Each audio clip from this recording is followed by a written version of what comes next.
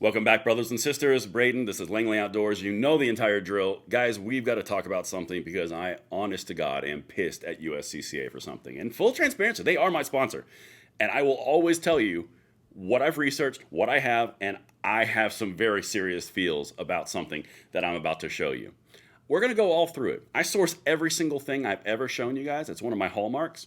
I always bring you what I can, and well researched and well funded, so you can confirm what I'm telling you, so you don't just have to rely on me.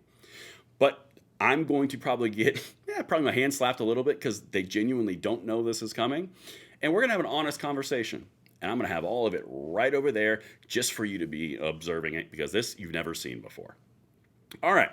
So before I go into that, I want to be really candid with you guys. A lot of you have told me, hey, you need to partner with Attorneys on Retainer and you need to drop USCCA because Attorneys on Retainer is the second coming of John Browning. I will never partner with Attorneys on Retainer, ever. USCCA has made me upset. I'm going to show you, I'm going to point to everything. But Attorneys on Retainer is a gun-controlling organization masquerading around as a wolf in sheep's clothing, taking advantage of the two-way community for their own personal benefit. And I'm going to show you right the frick now. They will never be on my channel. No matter what happens, they will never be on this channel, because the very prerequisite to be on this channel is you can't be a gun controller. It is not viable. And my question to everyone in the space, how is this being allowed to have a pass? I'm going to show you right now, and then I'm going to show you the USCCA thing that pissed me off, because it could have circumvented so much that would have helped. But anyway, let's get into this, because you know what? We're just going to burn the internet down. So let's just go, all right? I'm going to minimize myself. Let me show you something here, because this is, in my opinion, unforgivable. This is Mark Victor. This is who the internet is telling me that is the second coming of John Browning and maybe Christ. I don't know. We'll see. It's quite possible. Well, that's his face. You guys know him. And then right up here, this is from the U.S. Senate. He ran for candidate in U.S. Senate in Arizona in 2022 on a gun control platform. Oh, don't worry. He doubled down and wrote a book on it, too. And it was on a website up until recently, when it was deleted after Curtis from VSO did a video on it and exposed this very thing. So that's who we're dealing with. That guy right there, okay? Let's get into the next piece. And again, I'm going to do this quickly and tell you why I would never, and then I'm going to show you how USCCA pissed me off. There are three categories of ways a person could present a substantial threat or risk of initiating force merely by possessing a firearm. And again, that was under firearms on his website. Let's go to the next one. It gets so much better. I'm going to do it quick. Technical incompetence. As with the other two categories, the issue is whether the mere possession of a firearm, another weapon, or dangerous substance violates the legal principle because the person poses a substantial risk or harm to another person or their property. Considering the universe of firearms, weapons, and dangerous substances, it should be evident that mere possession of some of these items require a higher degree of technical competence to possess. Oh, okay. Store or use in such that it does not subject others to substantial risk of being harmed. Said another way, if a person is entirely ignorant about the nature of a firearm, another weapon, or dangerous substance, its capabilities, or how to store and use it safely, we can reasonably conclude such a person poses a substantial risk to others by simply possessing the item without appropriate supervision. This is Massachusetts Elizabeth Warren wannabe gun control stuff. And it's being given a full-on pass because he's the second coming of John Browning? Nope. Nope. I don't know. I do not allow it. For example, the technical competence required to safely operate and store a simple revolver differs from that needed for a fully automatic belt-fed 50 caliber machine gun, while a local community may or may not opt to require a simple class as a prerequisite to owning a basic revolver. You want to have a basic class to own a revolver? You now have to have mandated training and mandated education to own a gun, your Second Amendment right. This is who we're supporting in our space? Okay. We should reasonably expect more extensive training and certification will be required to possess the automatic machine gun. As weapons get more complex and capable of more significant harm to people at greater distances, a higher level of technical competency and more detailed storage requirements are required. Wow. The Second Amendment Christ is not sounding so great. It sounds more like Elizabeth Warren, mandated ownership or licensure and training to own a gun. And if you have a long-range gun, more training for you, it scales. Wow. For example, it may be entirely appropriate to require that before any person possesses a fully automatic weapon, that person must present a valid certificate reflecting proper training from a reputable training organization before we can reasonably conclude mere possession of that weapon does not violate the principle. This is who we're accepting in the 2A as a amazing 2A advocate. USCCA is about to get it. But this is why I'm never partnering with attorneys on retainer. Ever, freaking ever. And none of my related channels will either. Because this is a wolf in sheep's clothing taking advantage of the population who loves the Second Amendment in order to make money. All right. Maybe you need more convincing before I go to the USCCA part. Nevertheless, the fact remains that some technical competence for each item is necessary to avoid posing a substantial risk and harming others. As such, the right to keep and bear arms does not encompass the person who lacks the sufficient technical competency to safely possess, store, or operate the firearm. So you're going to be deemed if you can or cannot have your firearm based on technical competence. Okay. As I pointed out, different communities have different reasonable policies on these issues for various reasons. We should acknowledge different risk assessments and risk tolerances in dense cities versus rural. That's sensitive places, and that is safe storage or safe gun-free zones and safe zones in different areas. So gun control for cities, but not gun control for rural areas. Awesome. If we're serious about attempting to keep firearms, other weapons, and dangerous chemicals away from people whose mere possession of them violates this principle, failure to attempt to ascertain whether a potential buyer is such a prohibited person completely undermines that effort. As such, instant and effective background checks make sense at the time of purchase. There are different ways to accomplish background checks. We could utilize privately run background checks that do not involve the government. Privately run background checks is what Mark Victor and his little lapdog went after Tim Kennedy for because of something called double check and used private social scrubbing, which, by the way, he also mentioned social scrubbing in this. Everything that you're being told is a complete lie. That's why I'm so pissed about it, and I will never accommodate this. But let's continue. There's more. Oh, God in heaven. Alternatively, reviewing a coordinated and current list of people specifically prohibited from possessing these items could be sufficient to resolve any background check. So now we're going to have an approved fly list. Buy or no buy list.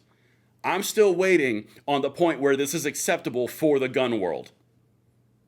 Anybody? How is any channel accepting this? This is insanity. USCCA is about to get it too. All right, let's keep going.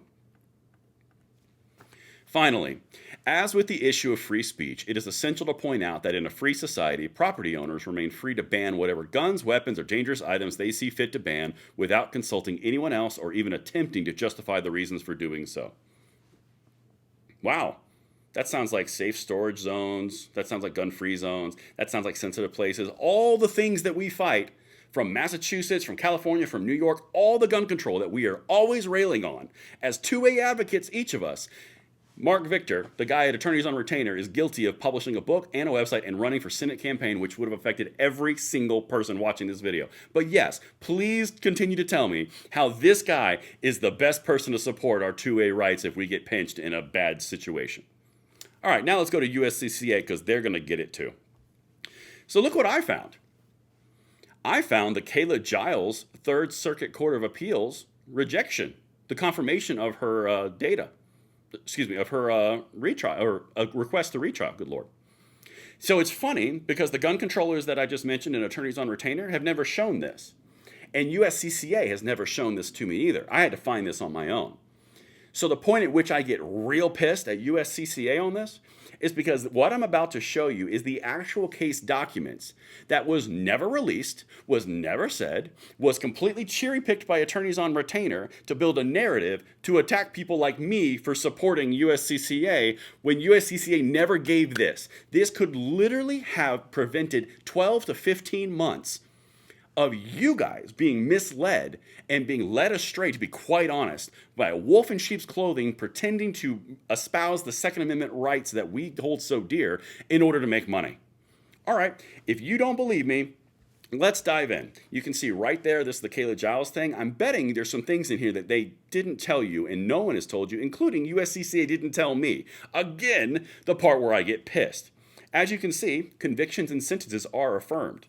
Let's keep on going. This is the actual court document that for some reason neither side decided to release until I had to find it myself. For the reasons that follow, we affirm that the defendant's convictions and sentences. Let's just hit a few things that you've never heard of before. Miss Dennis, who is someone related to Kayla, or in this portion of the fight, Miss Dennis related that in early 2018, the defendant told her she wanted to kill Thomas and asked if she could borrow a gun. Miss Dennis refused to loan defendant one of her guns. Later, defendant sent Miss Dennis a picture of black handguns she had purchased. Defendant also asked Miss Dennis if she knew anything about self-defense insurance. In August 2018, defendant sent a message indicating that she had deleted all her social media accounts and that she might make the news. Why hasn't Attorneys on Retainer did a big segment on that? Why didn't USCCA tell me that?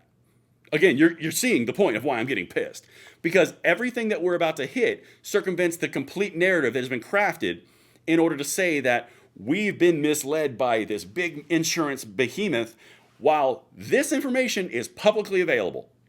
This could have prevented you from being manipulated. That's the part that I get real pissed about. Because this destroys the entire narrative of Kayla Giles being completely innocent and, as AOR says, a perfect textbook background or a self-defense case. Listen, let's continue. Later the same month, the 9th Judicial District Court issued mutual protective orders that, among other things, prohibited them from possessing firearms. Also in August, the defendant, Kayla Giles, began researching Louisiana's self-defense law and concealed carry insurance over the internet, both on her computer and on her mobile phone. On August 27, 2018, contrary to the court's protective order, defendant purchased an Ruger LCP handgun chambered in .380 from Academy Sports. Again, they didn't tell us that. Defendant also purchased concealed carry insurance from the USCCA the same day that she bought the gun. And remember, she asked her friend to borrow the gun because she said she was going to kill her husband. And then the friend was like, yeah, nah.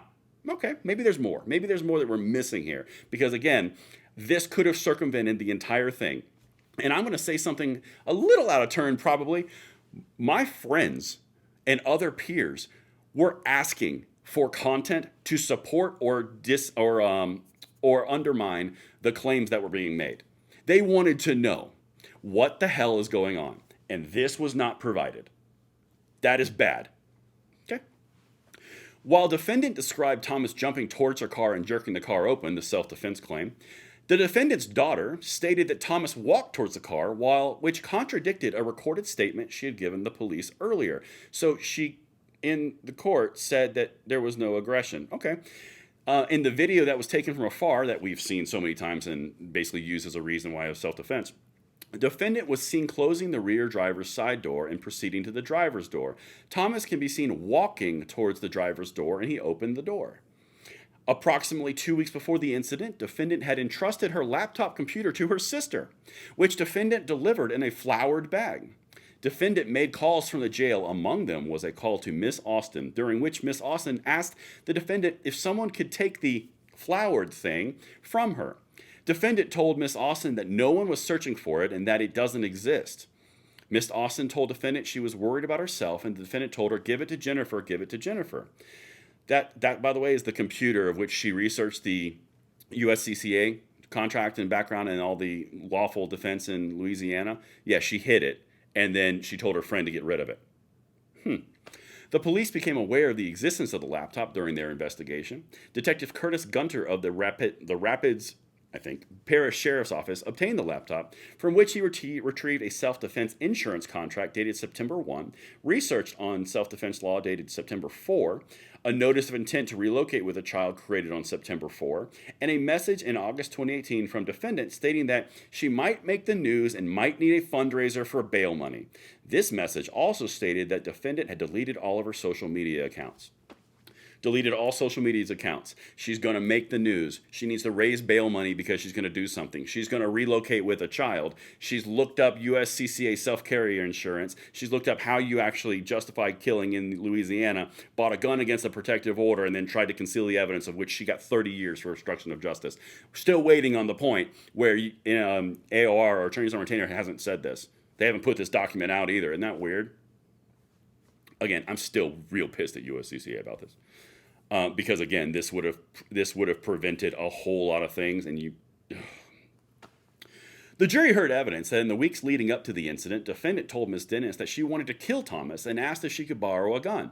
The jury heard that shortly before the incident, defendant purchased a handgun out of state, conducted research into the legality of self-defense in Louisiana, and purchased a policy of self-defense insurance. The jury heard the defendant messaged a friend and said that she might make the news and might need a crowdsourced bail fund. It also heard the testimony of defendant's daughter that Thomas walked to the car and opened the door rather than lunging or jumping towards it. More importantly, the jury saw the surveillance video from the Sonic restaurant that showed Thomas approaching the car and the door. The video did not show Thomas lunge or jump at the car or open the car door violently. Defendant got into the car and closed the door. Thomas opened the door and within a few seconds fell backwards to the ground when she shot him. Viewing the evidence in the light most favorable to the prosecution, any rational trier of fact could have found beyond a reasonable doubt that the defendant did not act in self-defense. This is from the Third Circuit Court of Appeals. Let's keep going, because I'm still waiting on the point where AOR has not told you any of this, because it's brand new information until I found it. And it's infuriating that I did not have this information because it shines light on the entire thing. Part of the state's theory of the case was the defendant planned the shooting in advance. Its evidence supporting this included the fact that she purchased the weapon and researched self-defense insurance and the law of self-defense shortly before the shooting. That's their whole case. And then she got 30 years of obstruction of justice because she hid the computer of which she did all those things. Does that sound like someone who was not at least considering something going on? Relocating? Oh, don't worry, there's more. There's more. There was evidence suggesting the defendant sought to conceal her laptop but did not destroy it. As mentioned during the Jackson review, defendant's failure to destroy the laptop does not lessen her culpability or the seriousness of the offense. The offense is serious because it involves the concealment of evidence related to the commission of second-degree murder. Defendant clearly killed the victim but claims she did so in self-defense. The research defendant conducted on her laptop called her justification claim into question, and it suggested the possibility that the murder was premeditated. This is checking out and lining up directly with what USCCA has said, and AOR, the gun controllers that I just showed you, who seem to be a two-way wolf in sheep and wolf's clothing, wolf in sheep's clothing, seems like their narrative's kind of falling apart when you actually have the documents. Again, everything's sourced every single time. I source everything. And this part, I want to just bring this up to you guys as well. There is an undue risk that during the period of a suspended sentence or probation, the defendant will commit another crime. So she didn't get any type of relief because she was going to commit another crime, according to the court, Third Circuit Court. The defendant is in need of correctional treatment or a custodial environment that can be provided most effectively by her commitment to an institution, so she's not of a mental sound mind. The offender used her position or status to facilitate the commission of an offense, that being she asked her sister to hide an important piece of evidence, that being the computer. The offender committed the offense in order to facilitate or conceal the commission of another offense. In February 2020, the court granted permission to the defendant to leave the state of Louisiana to visit her son and his father in Oklahoma. This permission did not include visiting one of her daughters in Oklahoma. At a bond revocation hearing, the court found that this was made under a false pretense and for possibility to intimidate her daughter, the witness who testified in trial. So, witness tampering. Again, even though the defendant did not have a criminal record prior to her incarceration in this matter, she has since been arrested for alleged crimes for identity theft, government benefits fraud, criminal conspiracy, and money laundering, all yet to be prosecuted in East Baton Rouge Parish. Again, AOR hasn't told you any of this, have they? They've just continued beating the war drum of how bad USCCA is. You can see why I'm pretty pissed at USCCA, because the amount of damage that it did to the entire industry and the division that was sown and the misleading of you, the viewer, who is literally only going about this in the benefit of the Second Amendment, has been duped. In my opinion, duped. In the present matter, the defendant turned her laptop over to her sister for keeping before the shooting, so before the shooting. After the shooting, the defendant's sister told her she was uncomfortable keeping it, and the defender told her to give it to Ms. Dennis. The secreting of the laptop formed the basis of the charge of obstruction of justice, which she got 30 years, which again, AOR has never told you. Without evidence procured from that laptop, the state would have been hampered significantly in investigating and prosecuting the case. Convictions and sentences are affirmed. The reason that I'm angry at USCCA is because this is my honest opinion, I feel left out to dry. I feel like you were left out to dry because this data was not provided to give a full picture of what actually happened. You're looking at the very document from the Third Circuit Court of Appeals that was public information. Anyone can find this. It's in the courtroom of the Louisiana Third Circuit Court of Appeals. It's there, and it was never provided, which had a direct negative impact on you and on me and on the entire industry, because everything that we've been told for 12 to 15 months could have been cleared up by this document, which I just read to you the important parts. And it's sourced because I source my material. I don't just do attack ads and then hit, oh, here's an amazing thing that you can do to counterproductive to USCCA. I just simply don't do that. Guys, this is big to me, and I'm pretty pissed, to be quite candid. I'll probably get my hand slapped. Oh well. Let me know what you guys think. Can't wait to see the internet on fire on this one. See you later.